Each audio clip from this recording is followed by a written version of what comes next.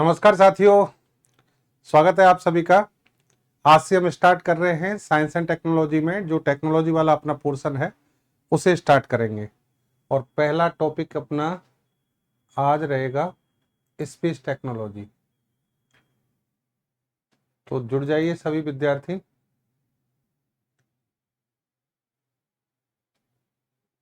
हाँ जी, सबसे पहले ये देख लें ऑडियो वीडियो क्लियर है क्या, और मुझे मैसेज कर सकते हैं।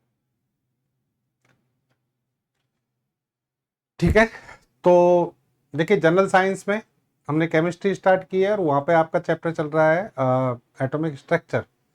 और स्पेस टेक्नोलॉजी में हम जो बात करने जा रहे हैं वो साइंस एंड टेक्नोलॉजी में स्पेस टेक्नोलॉजी की बात कर रहे हैं। तो सबसे पहले बिना देर किए शुरू करते हैं स्पेस टेक्नोलॉजी। देखिए स्पेस टेक्नोलॉजी जिसमें हम अंतरिक्ष के बारे में अध्ययन करते हैं और मेन अपना मोटो होता है आर्टिफिशियल सैटेलाइट्स, कृत्रिम उपग्रहों के बारे में बात करते हैं। जिससे संबंधित हमारे यहाँ पर जो सबसे बड़ी संस्था है वो है इसरो।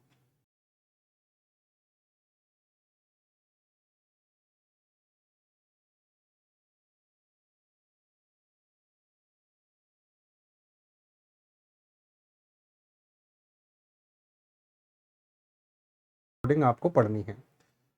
देखिए जैसे कि YouTube पे भी आपने सेशन देखे होंगे, मैं इस टेक्नोलॉजी से रिलेटेड YouTube पे सेशन लेता रहता हूँ।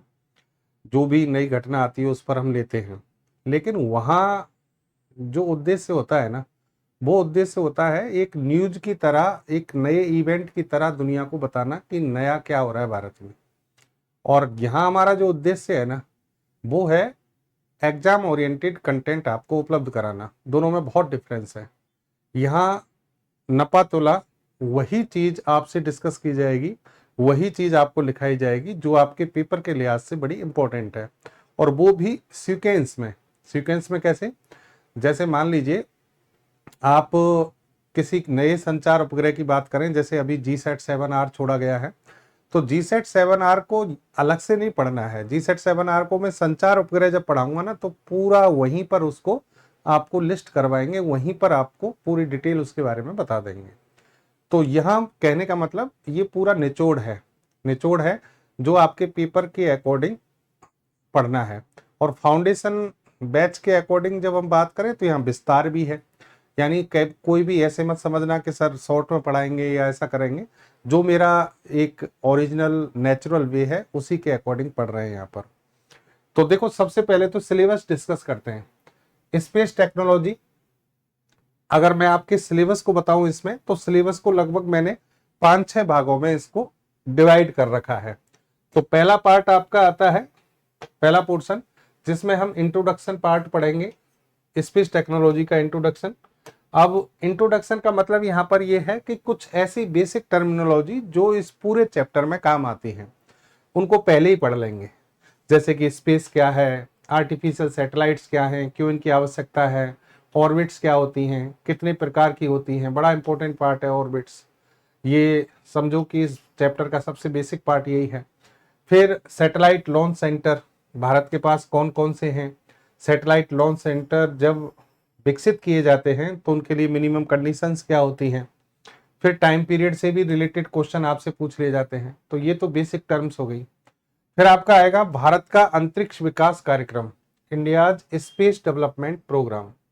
यहाँ जब हम बात करते हैं ना, तो मैं यहीं से शुरुआत करता हूँ 1947। आप कहोगे 1947 में तो सर स्पेस प्रोग्राम कुछ आया ही नहीं था। ऑथेंटिक रूप से अगर आप बात करें, आधिकारिक रूप से तो कुछ नहीं आया था, लेकिन जो व्यक्ति इसको लेकर आया वो तो आ गया था, यानी डॉक्टर विक्रम साराभाई। इनके प्रयास जो हैं वो 1947 से ही शुरू हो गए थे, और इन्होंने बाकायदा एक PRL लैब की स्थापना कर दी थी, फिजिक्स रिसर्च लेबोरेटरी, इसकी स्थापना कर दी थी 1947 में। ठीक है, इसके बाद आज देश की सबसे बड़ी प्रयोगशाला है भौतिक अनुसंधान प्रयोगशाला। और आपको पता है स्पेस टेक्नोलॉजी में जो बेसिक सिद्धांत थ्योरीज जो काम करती हैं वो फिजिक्स की काम करती हैं। तो PRL एक बहुत बड़ी संस्था है जिसका योगदान स्पेस टेक्नोलॉजी को बढ़ावा देने में महत्वपूर्ण यानी रहा है भारत में।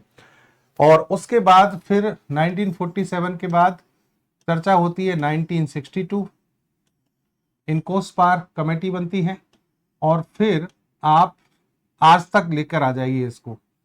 बीच में सारे इवेंट जितने भी हैं 1975 आर्यभट्ट आ गया, SLV-3 आ गया, ASLV, PSLV, GSLV, INSAT series, GSAT series सब आ जाएगा इसमें। यानी एक इंट्रोडक्शन आपको यहां तक 2025 तक अंतरिक्ष विकास कार्यक्रम का हम इसमें दे देंगे कि किस तरीके से भारत अंतरिक्ष के क्षेत्र में आगे बढ़ा है। तो ये आपका सेकंड पोर्शन होगा। और फिर आप सेकंड पोर्शन के बाद फिर आ जाइए तीसरा, उपग्रह प्रक्षेपण यान तकनीक, सैटेलाइट लॉन्च व्हीकल्स। तो व्हीकल का मतलब है हम रॉकेट की बात कर रहे हैं, यहां पर इसकी बात कर रहे हैं, रॉकेट। यहां आपको यह भी समझना बहुत जरूरी है कि रॉकेट क्या होते हैं, स्पेस क्राफ्ट क्या होते हैं, इनमें डिफरेंस भी आपको पता होना चाहिए। ठीक है, रॉकेट्स यानी प्रक्षेपण यान, इनकी संरचना कैसी होती है, किस सिद्धांत पे काम करते हैं, इनका वर्किंग प्रोसेस क्या है, ये पूरा समझना है। और फिर भारत में जितने भी लॉन्च व्हीकल्स हैं उन सब के बारे में आपको डिटेल से समझना है। SLV-3 कितनी स्टेज वाला है, कब बना, इसका उपयोग कहाँ हुआ, ASLV, PSLV, GSLV, SSLV, RLV-TD, NGLV सारे आ जाएंगे जितने भी लेटेस्ट हैं। और फिर इनके सब टाइप भी हैं, PSLV के भी जैसे 3 टाइप हैं, GSLV के 3 टाइप हैं। जब ये बेसिक समझोगे ना तो आज की जितनी भी ये न्यूज है ना वो आपके लिए बड़ी आसान हो जाएंगी। ठीक है, तो यहाँ पर और फिर तीसरा पार्ट जैसे कि अंतरिक्ष यान यानी स्पेस क्राफ्ट, इनके बारे में चर्चा होगी। तो ये तीसरे पॉइंट में हो गई बात प्रक्षेपण यानों के बारे में। चौथा पॉइंट आपका होगा पूरा सैटेलाइट टेक्नोलॉजी पर। भारत का जो उपग्रह विकास कार्यक्रम है, सैटेलाइट्स कौन कौन से कैटेगरी में होते हैं भारत के पास में जो मौजूद हैं जिनको हमें पढ़ना है। तो भारत के पास एक सीरीज चल रही है रिमोट सेंसिंग सैटेलाइट्स की, बहुत बड़ी सीरीज है। ज्यादातर सैटेलाइट किससे छोड़े गए, PSLV से। संचार उपग्रह 2 सीरीज, इनसेट और जीसेट, पूरा डिटेल में पढ़ना होगा। किससे छोड़े गए हैं, GSLV से। अब क्यों छोड़े गए हैं ये सब आपको कहानी समझ में आ जाएगी। फिर आ जाएगी नेविगेशन सैटेलाइट्स। नेविगेशन सैटेलाइट्स में पहले तो हम निर्भर थे GPS पर, अभी भी हैं कुछ हद तक तो, लेकिन अब खुद का हमारा नेविगेशन सिस्टम भी आ गया, IRNSS, जिसको अब क्या कहते हैं, नाविक। इसके बारे में बात होगी। और कौन से रॉकेट का उपयोग किया गया है इसमें,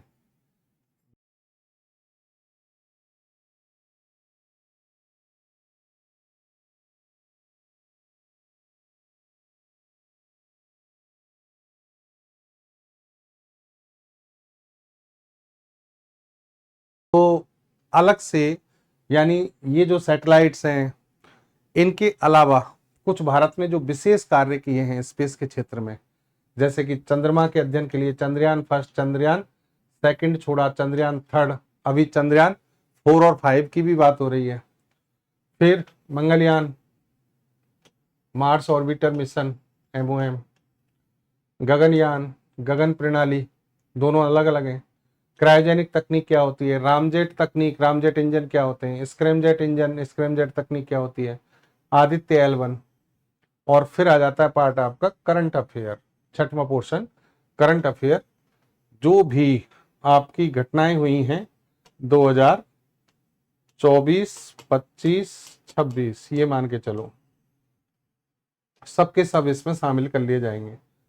जहां तक आपका पेपर हुआ है वहां से अब नई चीजें जो आपको पढ़नी चाहिए वो सब इसमें आ जाएगा। ठीक है, वैसे अलग से बताने की जरूरत इसलिए नहीं पड़ेगी, बीच बीच में जहां पर है वहां चीजें हम बताते चलेंगे, उनको लिखाते चलेंगे।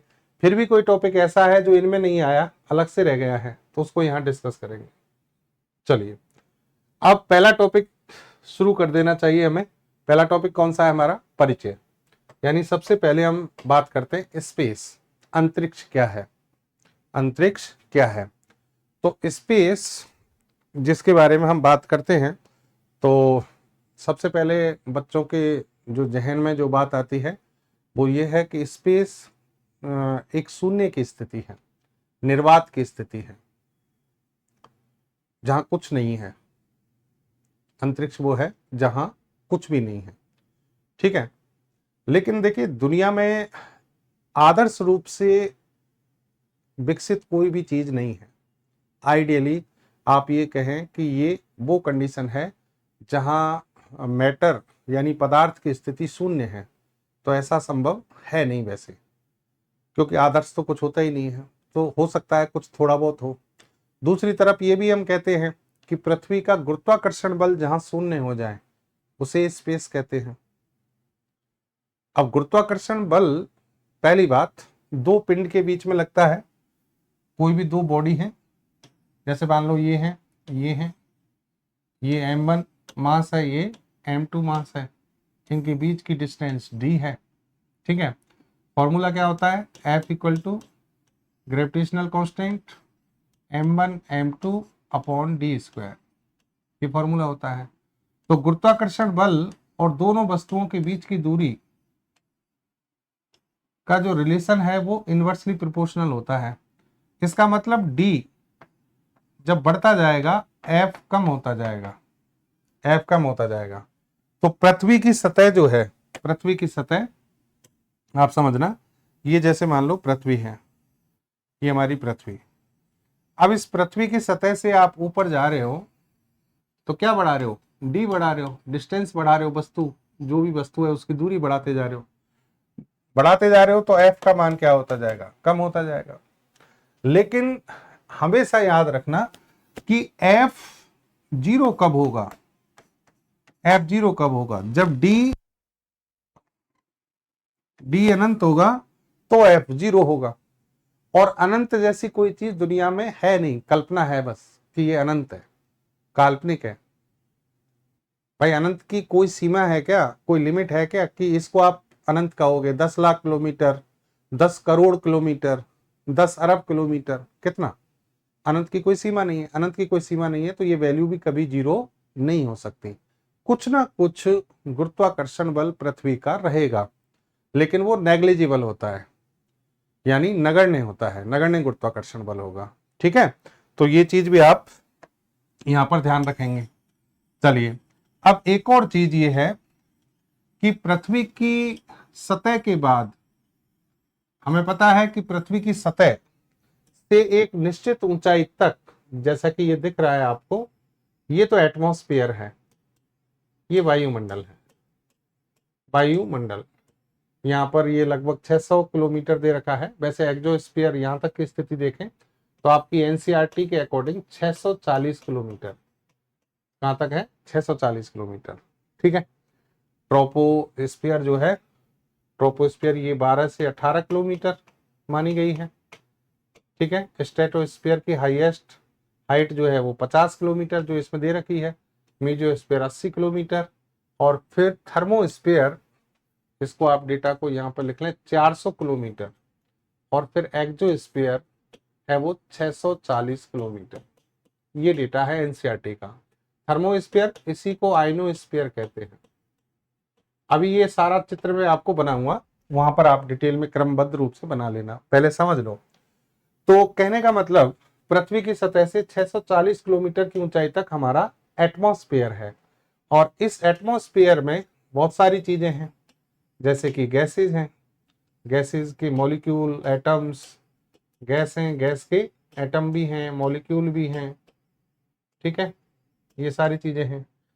फिर यहाँ पर ह्यूमिडिटी है, आर्द्रता, और आर्द्रता किसके कारण है? जलवाष्प के कारण, यानी वाटर यहाँ पर वेपर के रूप में मौजूद है। फिर यहाँ पर डस्ट पार्टिकल हैं, धूल के कण हैं, ये भी मौजूद हैं, डस्ट पार्टिकल।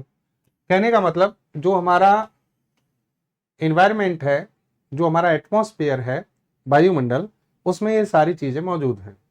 और जैसे जैसे आप ऊपर जाओगे वैसे वैसे इनकी डेंसिटी कम होती जाएगी, इनकी डेंसिटी कम होती जाएगी, इनका घनत्व कम होता जाएगा। घनत्व का सीधा सा मतलब है सघनता, सघनता, डेंसिटी, मास पर यूनिट वॉल्यूम। इकाई आयतन लिया जाए तो उसमें जो मास है वो घटता जा रहा है। क्यों घटता जा रहा है? क्योंकि पदार्थ की मात्रा कम होती जा रही है। तो सबसे ज्यादा पदार्थ की सघनता यहाँ पर है, यहाँ कण पास पास हैं, फिर यहाँ और कम होते जाएंगे और कम होते जाएंगे। तो अंतरिक्ष में आप जाओ, धीरे धीरे ये सारी चीजें क्या होती जाती हैं? कम होती जाती हैं। चलिए, एक स्थिति ऐसी आती है जहां पर ये जो डेंसिटी है, ये डेंसिटी ऑलमोस्ट क्या हो जाती है? शून्य, ऑलमोस्ट शून्य, या फिर आप इसको कहते हो नगण्य।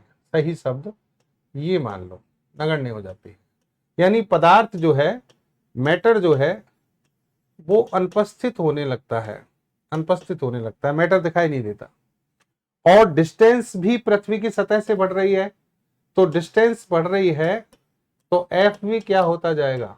ऑलमोस्ट जीरो, नगण्य, ये भी जीरो होता जाएगा। ठीक है, और इस स्थिति को ही क्या कहते हैं? स्पेस।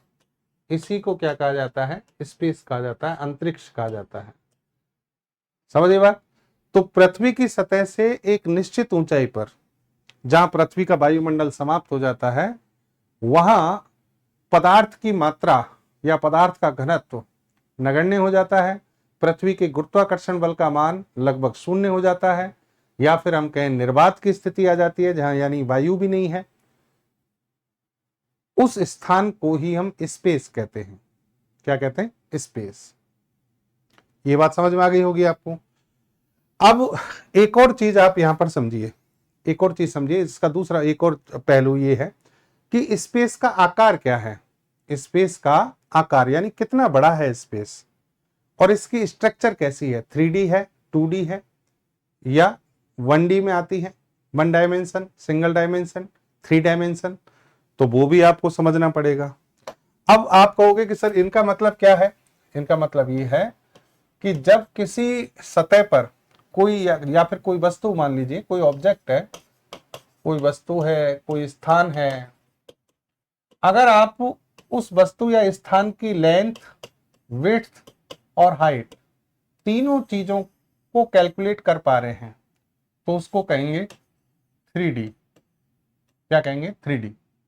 और अगर इन तीनों विमाओं में से कोई एक विमा गायब है, एक भी, जैसे मान लो एक विमा है, उसकी केवल लेंथ और विड्थ बता पा रहे हैं आप, हाइट नहीं बता पा रहे, हाइट, तो वो क्या कहलाती है? 2D। 2D। और अगर किसी भी स्ट्रक्चर की कोई भी संरचना है, उसकी एक ही विमा के बारे में बता रहे हैं आप, तो वो क्या कहलाएगी? 1D, सिंगल डी कहलाती है। यही आपकी, आपने ध्यान दिया हो, नैनो टेक्नोलॉजी में भी यही कंसेप्ट लगता है आपका। नैनो टेक्नोलॉजी में जैसे कि ग्रेफीन है, ग्रेफीन 2 डायमेंशनल स्ट्रक्चर वाला पदार्थ है, लंबाई चौड़ाई, उसकी मोटाई नहीं होती, बहुत पतली परत होती है उसमें। लेकिन ये भी ध्यान रखना सॉरी, कि इनकी जो विमाएं गायब हुई हैं, वो ऐसा नहीं है कि जीरो हो गई हूं। मोटाई जीरो कैसे हो सकती है? अगर मान लीजिए कोई परत है, जैसे फॉर एग्जांपल ये आपने कागज लिया, तो इस कागज की ये आपने मान ली चौड़ाई, ये मान लो आपने लंबाई मान ली, लेकिन मोटाई कुछ तो है, चाहे भले वो नगण्य हो जाए, लेकिन कागज की मोटाई कुछ तो है, कुछ तो है। तो इसका मतलब यहां पर जो हाइट कह रहे हो आप, वो ऑलमोस्ट जीरो हो सकती है, जीरो कभी नहीं होगी, लगभग जीरो हो सकती है, जीरो कभी नहीं होगी। तो ऐसी जो संरचनाएं होती हैं, वो संरचनाएं नैनो स्ट्रक्चर कहलाती हैं। ये ध्यान रखिए, बच्चों को ये भी बहुत कंफ्यूजन होता है, हम नैनो टेक्नोलॉजी में पढ़ेंगे इसको विस्तार से, कि नैनो स्ट्रक्चर वो है जिसमें पदार्थ की सारी विमाएं 10⁻⁻9 मीटर के स्तर की होती है। नहीं भाई, ऐसा नहीं है। पदार्थ की 3 विमाएं हैं, तीनों में से अगर एक विमा कोई सी भी नैनो लेवल की है, नैनो स्तर की, तो वो क्या कहलाएगी? नैनो स्ट्रक्चर कहलाएगी। समझ गए? ऐसे ही यहां पर 1D स्ट्रक्चर होगा तो 2 विमाएं गायब हुई हैं, इसका मतलब वो दोनों क्या हो गई? नगण्य पहुंच गई, नैनो लेवल पे पहुंच गई, तो वो क्या कहलाएगी? वो भी इसी में आ जाएगी। फिर कई 0D भी है, जिसकी लंबाई चौड़ाई ऊंचाई किसी का भी आप कैलकुलेशन नहीं कर सकते, जैसे कि क्वांटम डॉट, तो वो क्या कहलाएगा? Zero dimensional. समझिए? तो कहने का मतलब, अब आप बात करो स्पेस की, हम टॉपिक से नहीं भटकते, ये बात करेंगे कहां पर, नैनो टेक्नोलॉजी में। यहां हम बात कर रहे हैं स्पेस की। तो स्पेस, पहली बात तो स्पेस की लेंथ भी होती है, विड्थ भी होती है, हाइट भी होती है। तो स्पेस को कभी भी आप जब बोलो तो क्या बोलो कि यह एक त्रिविमीय संरचना है। It is a three dimensional structure. It is a three dimensional structure. समझिए? दूसरी बात, इसका आकार कितना है, कितना बड़ा है स्पेस, कोई लिमिट है क्या? नो लिमिट, क्योंकि वैज्ञानिकों को अभी तक ये चीज ज्ञात नहीं है। ये ब्रह्मांड है, इस ब्रह्मांड में खगोलीय पिंड हैं। खगोलीय पिंड यानी टेरेस्ट्रियल बॉडीज, जैसे कि आपकी पृथ्वी है, या फिर दूसरे ग्रह उपग्रह हैं, तारे हैं, सूर्य हो गया, दूसरे स्टार हो गए। तो जितनी भी टेरेस्ट्रियल बॉडीज हैं उनके बीच में कुछ ना कुछ डिस्टेंस है। और सारी टेरेस्ट्रियल बॉडीज का पहली बात तो एटमॉस्फेयर ही नहीं है। पृथ्वी का तो चलो एटमॉस्फेयर है, सबका एटमॉस्फेयर नहीं है। अगर है भी एटमॉस्फेयर तो एटमॉस्फेयर के बाहर खाली स्थान है। तो जितनी भी टेरेस्ट्रियल बॉडीज हैं इस ब्रह्मांड में, जैसे मान लो ये सूर्य है, ये अर्थ है, ठीक है, और दूसरे ग्रह उपग्रह, तो इन सब के बीच में खाली स्थान है। और वो खाली स्थान ही क्या कहलाता है? स्पेस कहलाता है। अब इसकी कोई लिमिट है क्या? जब आप ब्रह्मांड की कोई लिमिट नहीं बता सकते तो स्पेस की भी कोई लिमिट नहीं बता सकते। अब स्पेस के बारे में लगभग मैंने सारे पहलू जो है वो आपको बता दिए। तो अब आपको लिखने को आ जाए कि अंतरिक्ष क्या है, तो इसकी परिभाषा आसानी से लिखी जा सकती है। लिख सकते हैं?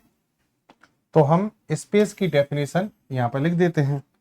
सबसे पहले तो आप ये समझिए कि स्पेस जो शब्द है, स्पेस जो शब्द है यानी अंतरिक्ष, स्पेस शब्द सबसे पहले जिस व्यक्ति ने दिया वो थे H.G. वॉल्स। इस नाम को याद रखना, H.G. वॉल्स। फिर दूसरी बात देखो, परिभाषा कैसे होगी,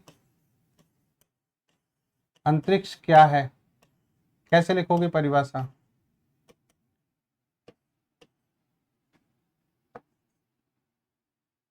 अंतरिक्ष एक त्रिविमीय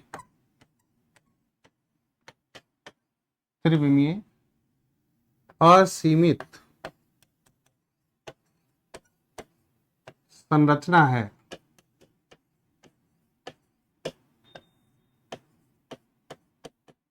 जहां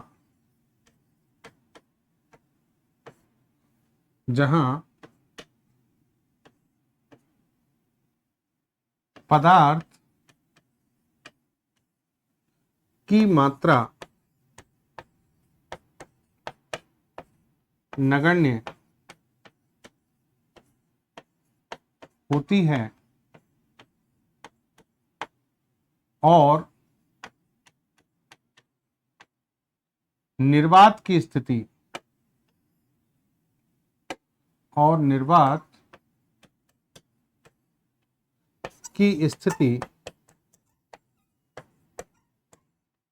पाई जाती है।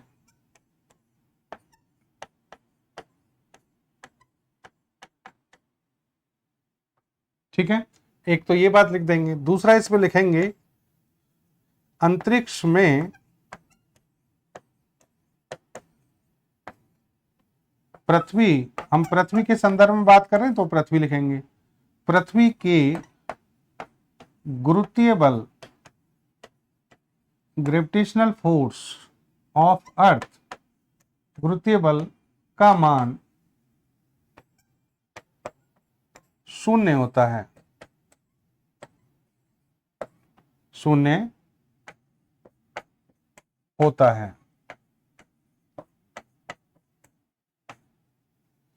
ठीक है, ये है अंतरिक्ष की परिभाषा। अच्छा, यहां एक और चीज आप जोड़ सकते हैं। हमेशा ध्यान रखिए कि अंतरिक्ष में किसी भी वस्तु की उपस्थिति हमेशा सापेक्षिक होती है। इसका मतलब क्या है मैं आपको समझाऊंगा। यहां पर लिखना, अंतरिक्ष में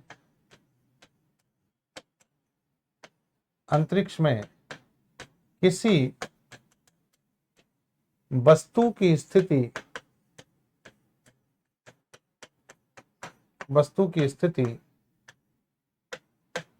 सापेक्षिक होती है। सापेक्षिक यानी रिलेटिव। क्या मतलब है इसका? मतलब यह है, जैसे देखिए इस ब्रह्मांड की बात करें हम, ब्रह्मांड में आप कहो ये सन है, ये अर्थ है, ठीक है। तो यहां जैसे मान लो ये पूरा स्पेस है, स्पेस में अब आप देखोगे तो कहीं ना कहीं अर्थ की एग्जिस्टेंस है एक जगह पर, स्पेस से बाहर है हालांकि, लेकिन स्पेस में कोई मान लो आपने सैटेलाइट भेजा, चलिए ऐसे मान लीजिए आपने एक सैटेलाइट भेजा जो पृथ्वी के चारों ओर चक्कर लगा रहा है। अब इस सैटेलाइट के बारे में आप कैसे कहोगे? सापेक्षिक रूप से इसकी स्थिति को बतलाओगे कि पृथ्वी के चारों ओर एक सैटेलाइट क्या हो रहा है, घूम रहा है, और वो अंतरिक्ष में मौजूद है। तो कहीं ना कहीं तुलनात्मक अध्ययन किया जाता है, सापेक्षिक अध्ययन किया जाता है, इसलिए इसको क्या कहेंगे, हर वस्तु की स्थिति यहां पर कैसी होती है, सापेक्षिक होती है। समझ गए? तो अंतरिक्ष के बारे में कुछ चीजें जो आपको याद रखनी है वो यही है। एक तो यहां पर हर वस्तु की स्थिति सापेक्षिक होती है। दूसरी बात ये है मोटा मोटा कि भाई आप इसको कैसी स्ट्रक्चर मानते हैं, 3D स्ट्रक्चर। दूसरी बात ये लिमिटलेस है। लिमिटलेस मतलब असीमित संरचना है, इसका कोई ओर छोर नहीं है। यहां वैक्यूम की स्थिति है, वैक्यूम की स्थिति है, निर्वात की स्थिति है। और यहां हर वस्तु रिलेटिव स्टडी के द्वारा जानी जाती है, रिलेटिव सापेक्षिक स्थिति मानी जाती है, पोजीशन। तो ये अंतरिक्ष है।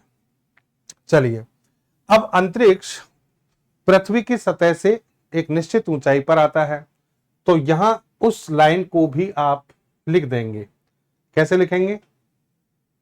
चलिए इस लाइन को भी यहां लिखें।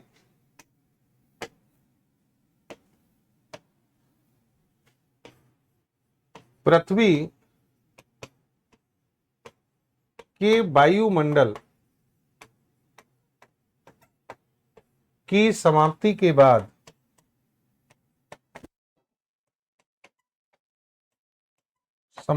बाद अंतरिक्ष की शुरुआत होती है।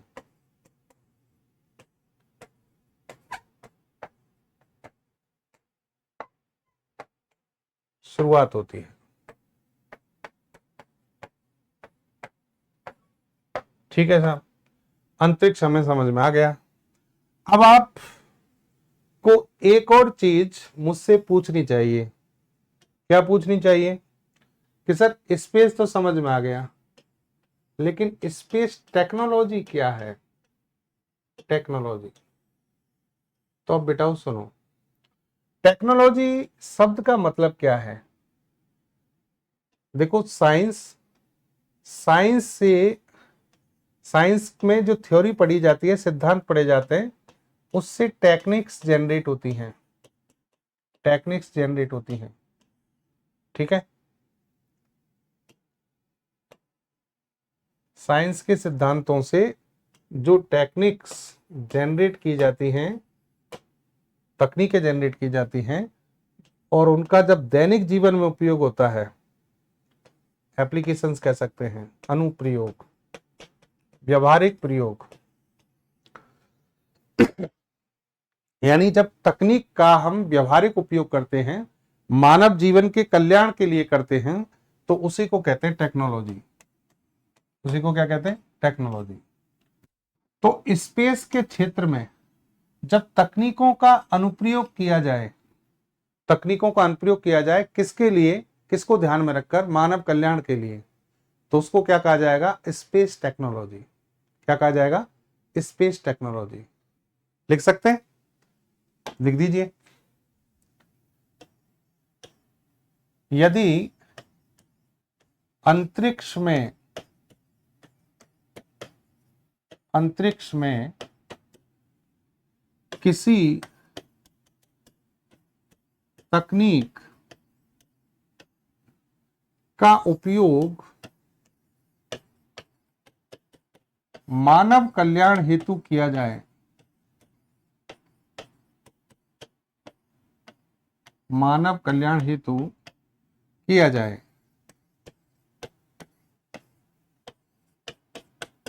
तो इसे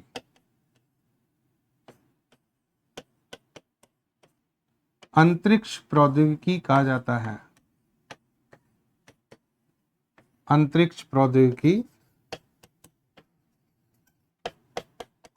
कहा जाता है।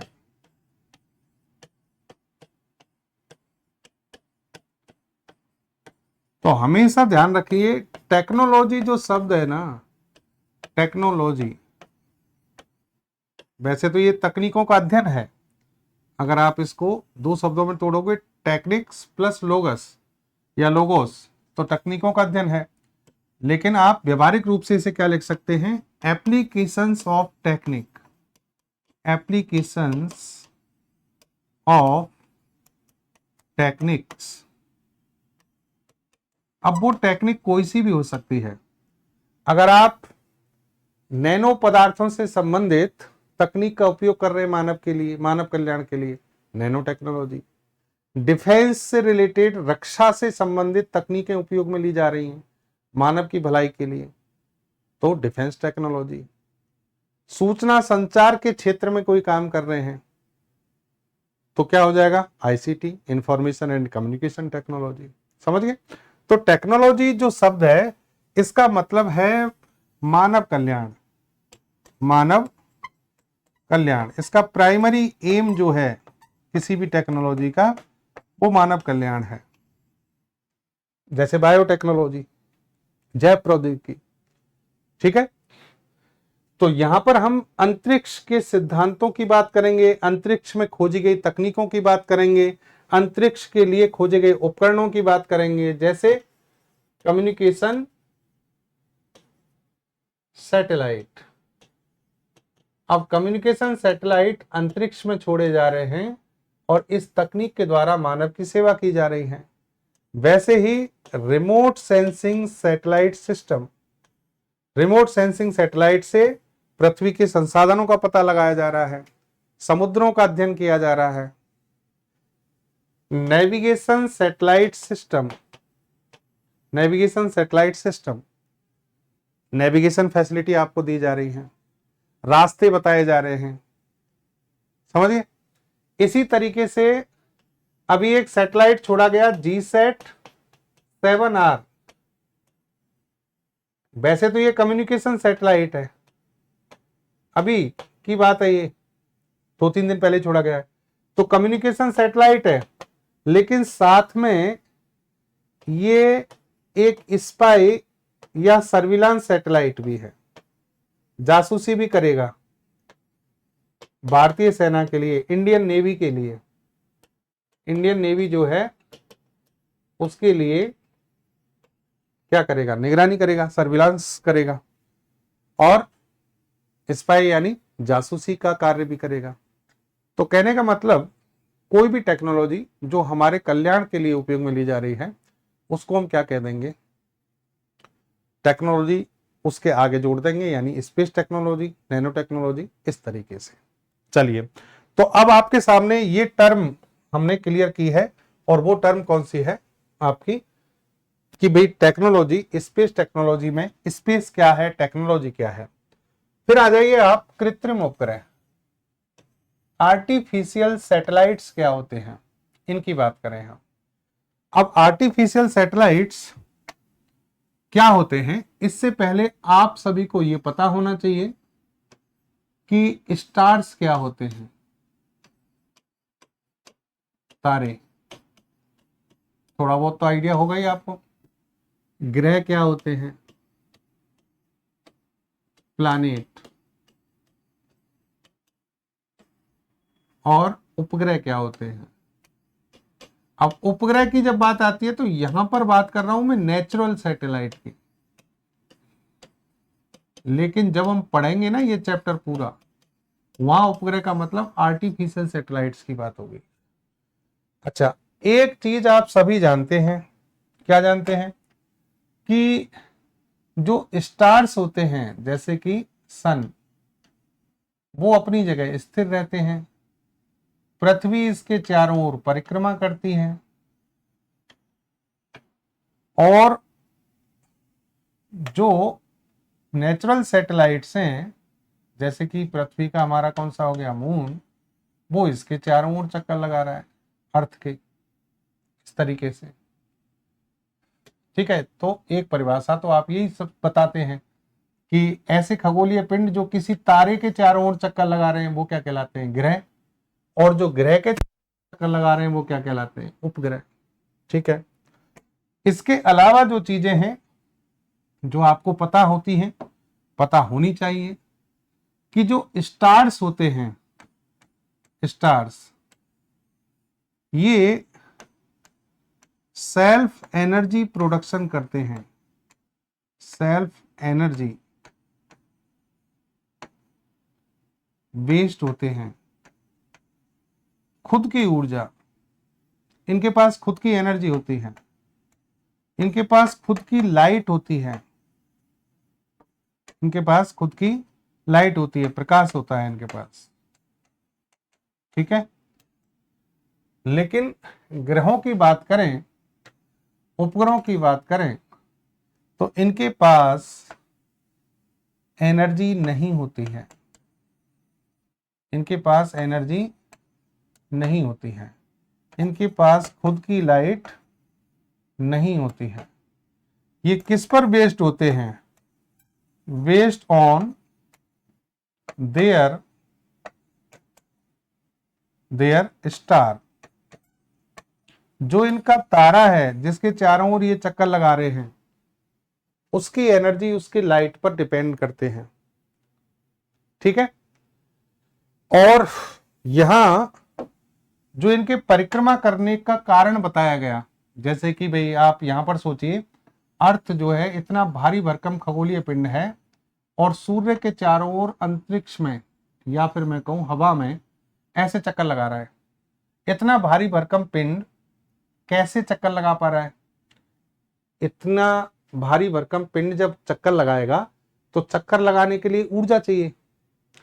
जैसे मैं या आप कोई भी घूम रहे हैं एक जगह से दूसरी जगह, परिक्रमा कर रहे हैं या डायरेक्ट चल रहे हैं, तो हमारी एनर्जी लॉस होता है, थक जाते हैं, तो हमें लगातार चलने के लिए एनर्जी चाहिए। तो वैसे ही पृथ्वी है, पृथ्वी को घूमने के लिए ऊर्जा चाहिए। कौन घुमा रहा है इसको? तो ये सारी चीजें वैज्ञानिकों के द्वारा निर्धारित की गई। ठीक है, आपने बहुत सारे वैज्ञानिकों का इसमें योगदान था। अब पृथ्वी चक्कर कैसे लगाती है वो सभी आपने पढ़ा होगा। जैसे मान लो ये अर्थ है, तो पृथ्वी एक वृत्ताकार पथ पर सूर्य के चारों ओर चक्कर लगा रही है, और इसमें एक अंदर की ओर फोर्स लग रहा है, फोर्स ऑफ सेंट्रीपिटल, अभिकेंद्रीय बल।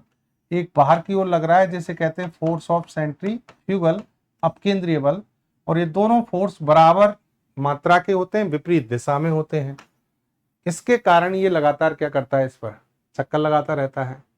यानी पृथ्वी सूर्य के चारों ओर चक्कर लगा रही है। कब से लगा रही है? जब से इस ब्रह्मांड की उत्पत्ति हुई है, जब से हमारा सौर मंडल बना है। तो किस कारण लगा पा रही है? किस एनर्जी के कारण लगा पा रही है? फिजिक्स के सिद्धांत के अकॉर्डिंग, जब कोई वस्तु किसी वृत्ताकार पथ पर, वृत्ताकार पथ का मतलब सर्कुलर पाथ, जब कोई वस्तु किसी वृत्ताकार पथ पर एक निश्चित वेग से, निश्चित वेग का मतलब यूनिफॉर्म वेलोसिटी, एक समान वेग, एक निश्चित वेग से परिक्रमा करती है। जब कोई वस्तु एक वृत्ताकार पथ पर एक निश्चित वेग से गति करती है, तो उस वस्तु पर दो बल कार्य करते हैं। एक बल वस्तु को केंद्र की ओर खींचता है, जिसे अभिकेंद्रीय बल कहते हैं। दूसरा बल वस्तु को बाहर की ओर खींचता है, जिसे अपकेंद्रीय बल कहते हैं। ये दोनों बल बराबर मात्रा में और विपरीत दिशा में लगते हैं, इसलिए वो वस्तु लगातार उस वृत्ताकार पथ पर ही घूमती रहती है, ना ऊपर जाती है ना नीचे आती है। इन दोनों बलों के संतुलन के कारण ही पृथ्वी सूर्य के चारों ओर चक्कर लगा रही है। इन दोनों बलों के संतुलन के कारण ही चंद्रमा पृथ्वी के चारों ओर चक्कर लगा पा रहा है, और इन दोनों बलों के कारण ही सारे कृत्रिम उपग्रह पृथ्वी के चारों ओर या जहां भी अपने उद्देश्य की प्राप्ति के लिए हम इनको छोड़ते हैं वहां चक्कर लगा पाते हैं। तो वैज्ञानिकों ने इस सिद्धांत को समझा कि कैसे पृथ्वी चक्कर लगा पा रही है, और उस सिद्धांत को फॉलो करते हुए, फिजिक्स के सिद्धांत का अनुसरण करते हुए कृत्रिम उपग्रहों को संभव बनाया। कृत्रिम उपग्रह हैं क्या? कृत्रिम उपग्रह मानव द्वारा विकसित एक मशीनरी है। मानव के द्वारा विकसित की गई एक क्या है? मशीन है। देखिए ये आपको जो दिख रही है ये एक मशीन है, मानव द्वारा विकसित एक ऐसी मशीन जिसको मानव ने किसी ना किसी निश्चित उद्देश्य की प्राप्ति के लिए पृथ्वी की सतह से एक निश्चित ऊंचाई पर, एक निश्चित पथ पर स्थापित कर दिया है। निश्चित ऊंचाई का मतलब अलग अलग सैटेलाइट अलग अलग ऊंचाई पे होते हैं, जैसे कि लो अर्थ ऑर्बिट में होते हैं रिमोट सेंसिंग सैटेलाइट, संचार उपग्रह होते हैं हाई अर्थ ऑर्बिट में, या उसको जीईओ कहते हैं, जियो stationery earth orbit. Navigation satellite होते हैं एमईओ में, मीडियम अर्थ ऑर्बिट। यानी आपकी एलईओ जो है ऊंचाई, वो सारी हम बात करेंगे लगभग 400 से 1500 किलोमीटर, एमईओ 20,200 किलोमीटर तक, एचईओ या जीईओ जिसको कहते हैं वो 36,000 किलोमीटर।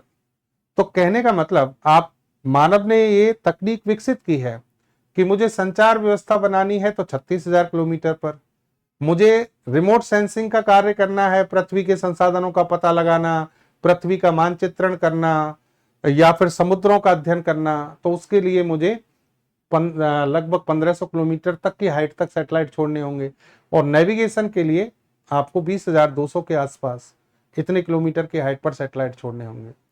समझिए बात। तो कृत्रिम उपग्रह क्या हैं?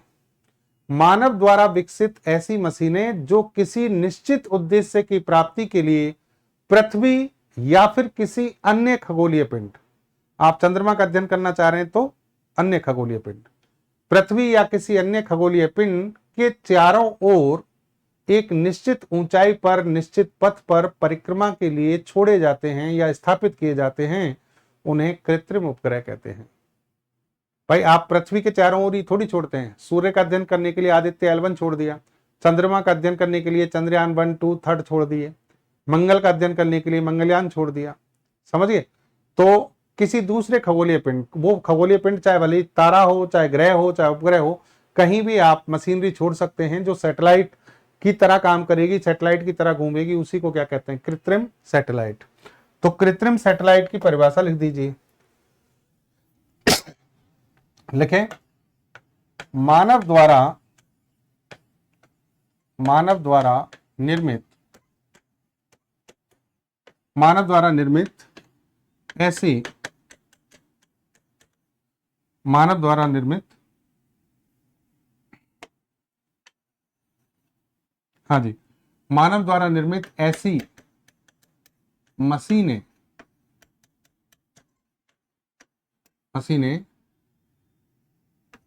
जो किसी निश्चित उद्देश्य की प्राप्ति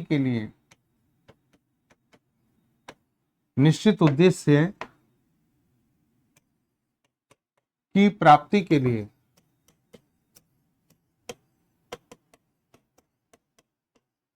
पृथ्वी या किसी अन्य खगोलीय पिंड के चारों ओर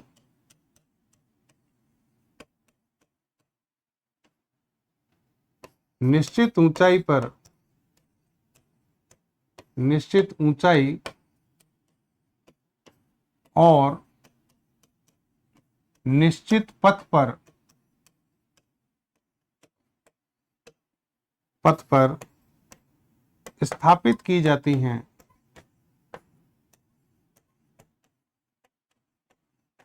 हैं, उन्हें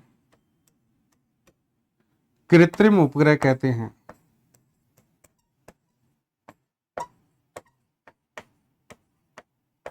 उपग्रह कहते हैं।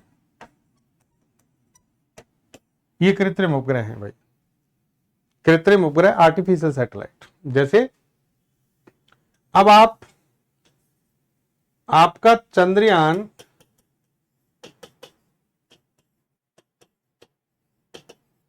भी एक क्या है, कृत्रिम उपग्रह है।